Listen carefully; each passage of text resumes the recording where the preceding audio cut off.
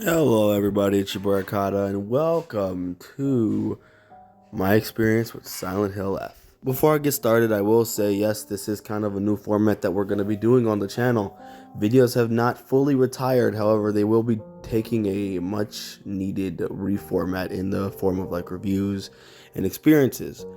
The main bulk of our content will be live streams and things of that nature. When I beat a game, I'll tell you guys exactly what the experience will be. After streaming this game for about 17, 18 hours or so, I'm here to tell you exactly what the hell happened. And that's format, we're going to break it down into 3 sections. Number 1 will be story and, presentation. Number 2 will be gameplay, and number 3 will be overall how it melds together, getting a either enjoyable or not enjoyable experience, and then I'll pretty much rate the game, or if I would recommend this to anybody. So let's continue. Yeah. Another feminist masterpiece. No, but really, we follow our character by the name of Himiko and basically her struggles throughout her relationship with her family, mother, father, and her eternal fight in which what she wants to decide to do. This conflict is not shown or told to you directly until you play pretty much like the whole game. I mean, you start to get it near the end, but no one can blame you if you're a little bit lost and you're halfway through the game. There's a ton of symbolism that just kind of start making sense as time goes on. However, the one initial flaw with this is that it can feel like the story kind of slags a little bit, because you go from like a realistic setting thinking this is real. Spoiler alert, it's not, it's all in her head. And then for the majority of the game, you're not really learning anything more about it. You're just kind of just in there. You're in the thick of it. You can pick up the notes and there's some inference, but it's kind of hard to tell where the notes actually align unless it's like directly obvious, like, oh, we're talking about Himiko or Renko or whatever the people are. There's like notes about people coming down with sickness, superstitions, all this other stuff, and it's hard to like timeline it. If I were to put like a straight timeline across the screen, it's hard to tell when it took place and why would it matter in this case. If you catch my drift, I'll give you another spoiler that when you're in a high school as Himiko, it actually deters you. I thought she died because they spoke like she died. They spoke about her like she died. So I went on for a little bit thinking I was a spirit just seeking vengeance or something. Another spoiler, by the way, but it's like you find out that her father's in deep debt and basically gonna sell her off to some other guy to get married to fix his stuff. A truly horrid human being at that, deserves all the hate in the goddamn world. So I'm thinking maybe it happened, she died because of that or something, and now she's just seeking vengeance on the entire townspeople. But all these things aren't really gripes. I kind of grew fond of them as the game went on, and as it kind of all glued together and you started just understanding how they all connected. I liked it a lot, actually. I actually preferred it. I was like, oh, that's kind of cool, that's kind of sick. However, with their pros, there are cons. With the main story, it's obviously trying to be mysterious, trying to kind of drip feed you information through notes and all this other stuff, right? But at other times, the propaganda kind of just feels for a mysterious game that's a little on the nose. A guy obviously being sexist over the radio, or a magazine obviously saying something sexist. It's just overtly, it's so like dead in your face that like it doesn't encapsulate the actual like complicatedness of sexism or sexist or anyone being sexist in that. There's nothing really dismissive about it. It's just overt. It's kind of like so in your face that you feel like it's a TV show with like some kids being bullied at school. It's just, hey, that backpack's dumb. Look at your dumb backpack. I don't like your backpack because it's dumb. Because it's just directly just there. Misses all forms of subtlety. And then like another point is they just stop trying to be subtle at all at some points. This maze is like a entanglement in my mind. You should have just left that up for inference. Why did Himiko actually have to say a dialogue saying that? It was kind of like the goofiest thing ever. I overlooked it during stream, but it was honestly just goofy. Some people should not get your game, especially if you want it to be that mysterious. Some people should have to look up a video on it, or but they over here giving away the answers. They're giving the cheat sheets literally at the end of the game. It's just right there, right in front of your face. But I don't want to get it twisted. Like, it's not like I don't like the story. And when it comes to like the feminism and stuff like that, I do enjoy different perspectives of things.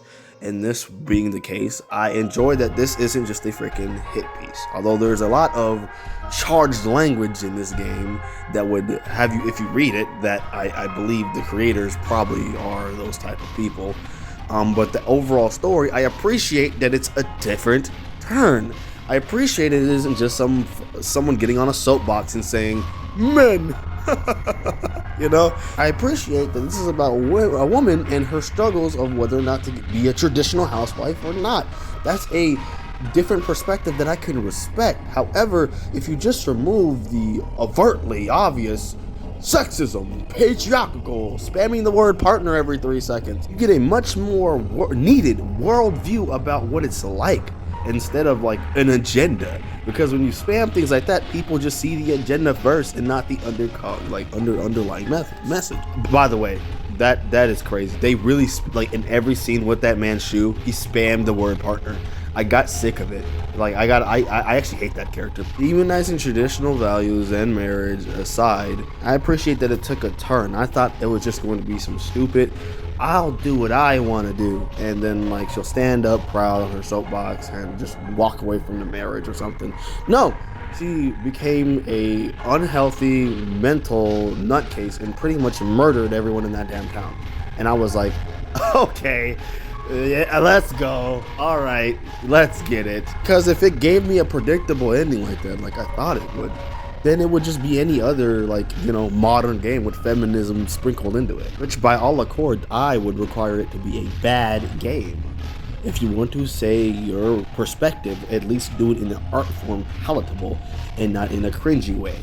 Just make a good game with your story elements that you want to write. Write a good story and people will be more receptive to it. Now this concludes the story section. Sorry for the spoilers, but on to the gameplay section. Yeah! I want to first start off this section by saying I have never played a Silent Hill game in my life.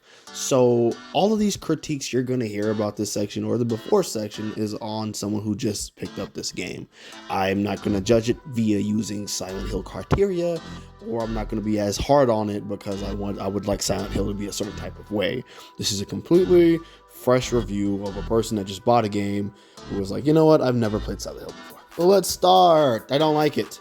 I don't like it at all. In fact, a lot of the time I avoided playing the actual game to just get more to the story elements. I don't like the gaming at all, and I have a couple reasons for why. Now, a lot of people are getting sick of like the Souls-like game, like play loop where you dodge, and or I don't even have a problem with that. But like the sentiment around Silent Hill 2 is that's not supposed to be a game like that. And well, I get it to a degree. My thing is, this game is so freaking clunky and the combat is so like restrictive, and I get the sentiment, oh, we wanted this game to be like a chess playing match, you know what I'm saying? You slow, you watch, you weave, you know, you understand the range, you understand your range, you get in the range and you hit it, but that gameplay only works when you have a fleshed out actual system to go along with it. This game does a number one cardinal sin, and I understand it's a Silent Hill game, right? But they don't make any fight truly worth getting into.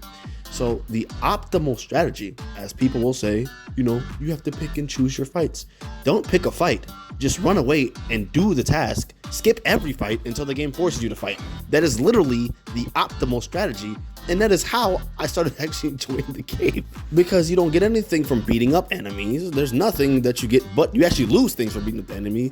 Health, resources, durability on weapons. You lose a lot from actually engaging in any enemy in that damn game. So the whole pick your fights is not really incentivized because, I mean, if there was an enemy or a particular hard enemy that's something you can get when you killed it, then that would incentivize you to pick that fight and not just skip him. I also feel like the inventory system is extraordinarily, like, I don't know why you don't have more space. For how much items they actually offer you, I genuinely don't get why you have more space. I started the game off with like harder difficulty and they're talking about you're gonna have to manage your items, you're gonna have to, dude, they're abundant as hell. Like, in order for you to be low on items, you would have to purposely be fighting everyone on the stage. Not to mention, I don't even think the maps are really built for combat anyway. There's so much like clip through when you're fighting bigger enemies. It just looks weird. It's not really a good presenting thing, if I'm being honest. The amount of time your character, you press O and there's a delay or input lag to it, and she's like to the wall, and your camera's just botched. You can't see anything, and then the person follows up on you, and you got to just keep spamming O or something to get out. It's just weird. It's like, why is your camera so bad? The thing is, yes, this happens only on enclosed areas. So then the question becomes, why are there so many enclosed areas? Why does the map have so many enclosed areas if my camera is just gonna get effed up every time I dodge backwards? And some people had like an issue with like the hit stopping, like you swing and then the hits stop every time you hit an enemy and it becomes very slow. Yes, I will admit the gameplay is really slow, but for me the issue comes when the enemies actually hit you in the reset. They'll hit you, you're in your animation for like 3 seconds, then you pop back and then you could finally move, or you'll get hit with a scream and then your character covers her ears for like literally a bit too long. So then that just stops gameplay, or you dodge and everything has a huge input lag behind it.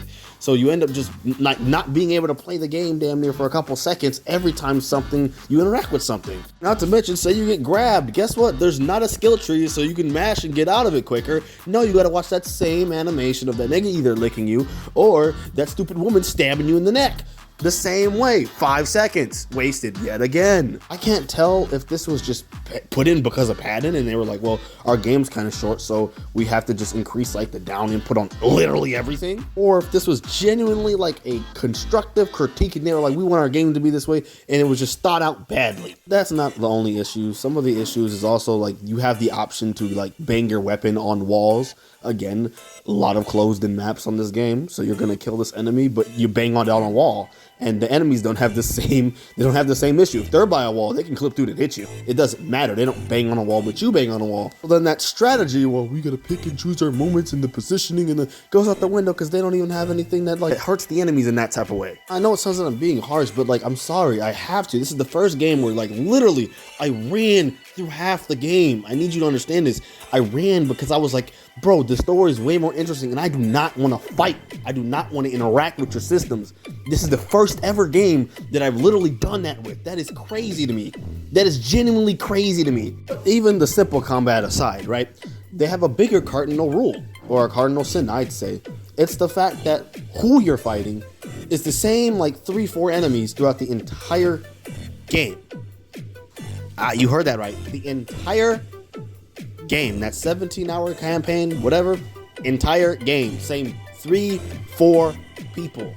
All right, so maybe you could have mixed it up for some novelty. There could have been some like enjoyment of fighting these unique enemies that you bump in. Maybe there's even some unique enemies, you know, as you do like reruns or whatever. But why do I need to go to reruns? You know, that should just answer itself, right? But regardless, in the start, you start by enjoying the system. Oh, this is kind of unique. Yeah, it's kind of clunky. It's whatever. But this is a high school girl, so you get it. She kind of fights like a goofball. She doesn't swing with proper form. So yeah, she's stumbling all over the place. It makes sense. It makes sense. However, novelty wears off when you're like, damn, this is the same mannequin. And then the only variance that they change is getting more flowers, which in tandem make them more artificially difficult because they have higher health pools. And in a game where you're supposed to play chess, you're adding artificial difficulty. Instead of adding a new enemy, they're gonna operate newly around and do different stuff with. Maybe this one I can only fight with sanity. No, let's go ahead and make them just statistically harder. Which is why at like a certain point I turned the difficulty down. Because it's not that the game is hard, it's just that I gotta swing a lot more to kill the same enemy, but I do the same shit. I just parry. Swing, swing, swing, swing, swing, swing, swing, swing, swing, he dies. But in the story mode, I parry, swing, swing, dead. Next enemy. We could talk about the healing now. I feel like they have one too many slots. I think all you need is 4 bare minimum, and then they should just auto cycle through like healing. I found it kind of annoying how every time I ran out of a specific item, it just wouldn't pop in another item that was healing. It would honestly make me pause, go down to the equipment, scroll, and swap it out myself. It was really tedious, and in a game where like there isn't much diversity of like characters that you're fighting up against, you pausing the action consistently to swap out one thing is kind of goofy. it's a novelty that I don't enjoy. You would think that they had a bigger budget for the diversity of these healing options than for the actual characters and diversity that you have to deal with, bro. Unfortunately for you guys, I am a guy that has solutions. How you fix this is pretty easy. For the clunkiness, just reduce the input lag time by every move by a margin. For the lack thereof, diverse enemies. Add more diverse enemies. Our boring character with the same 3-piece, give her a skill tree or something. Maybe I want to do a 4-piece this time. Just switch up the gameplay. Now, I get it, right? In another run, you get a fox arm, and this fox arm switches up the gameplay because now you get a rage mode or whatever the fuck. Too late in the game on the first run, and you can only use it in the nightmare section. Doesn't count my Rekurebo. And in the one system they had to diversify things, they made it ridiculously hard to gain access to. You have to spend a shit ton of faith to get a fucking stock up on your damn Amari slot, or we're calling it a talisman slot. I was literally like damn near done with the game when I finally got my 3rd slot, and you only unlock the 4th one in New Game Plus. Are you guys goofy or what? Let's not make the Omari hard to get. Let's also make the talismans hard to get. They cost so much money and they keep rising in price just to pull them from a bag. And it's random. Like it's RNG, it's a random. So you might get a literally useless one and then you might get a good one. And yes, I know you could find some throughout the world, but there's only like a handful, not even a handful. It's like, there's like a couple that is like okay. And then the other ones, it's like, I would never use that one. What would I use this for? We're also forgetting the fact that the majority of the game I only have 2 slots. There's only so much things I can swatch up with 2 slots. But yeah, needless to say, I'm not a fan of the gameplay. Next section. If I'm being completely honest, I've never had like such a mixed outlook on a game before. I've never felt so like intrigued by a story, yet so upset with like design decisions in my life. You can look up the lives. I get mad about like certain puzzles and certain gameplay elements more than I necessarily do about like the actual story. You know, I had a gripe with it when she got the wolf arm because that kind of knocked me out of immersion. But if I'm being honest, when you realize this whole thing is a fever dream, the story carries. It's the number one thing that just carries the entire product. And like in my personal opinion, $70 for this.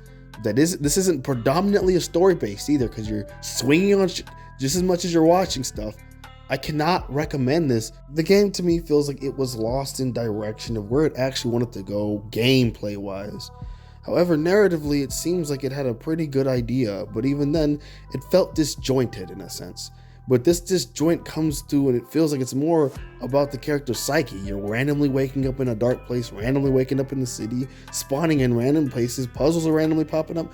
And when you understand, or like it finally clicks that, oh yeah, we're tweaking right now. This is us tweaking. We're having a psychic break right now. It validates and it kind of like corrects all those gripes you would have about it being disjointed and stuff like that. You understand, and it's like, okay, we're playing as a madman. Now, it could have probably been done better. You know, people have different preferences or whatnot, but that carried the story, you know, and it made me, it's been like 3-4 days since I beat it, and it makes me appreciate it more with time. But what you have to go through to actually get the story, which is why I kind of wish they just went a more story-based route rather than even gameplay, because it would have been way higher on the scale. I can't recommend this at full price. If you want something with an interesting story, buy it, but I can't recommend it at first price. I would say story alone, 5 out of 10. The gameplay it doesn't do any favors to it, but different strokes for different folks. This is just my review on it.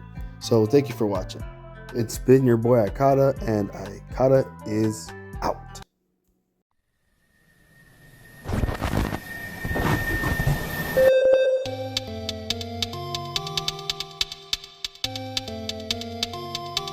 ETG Production.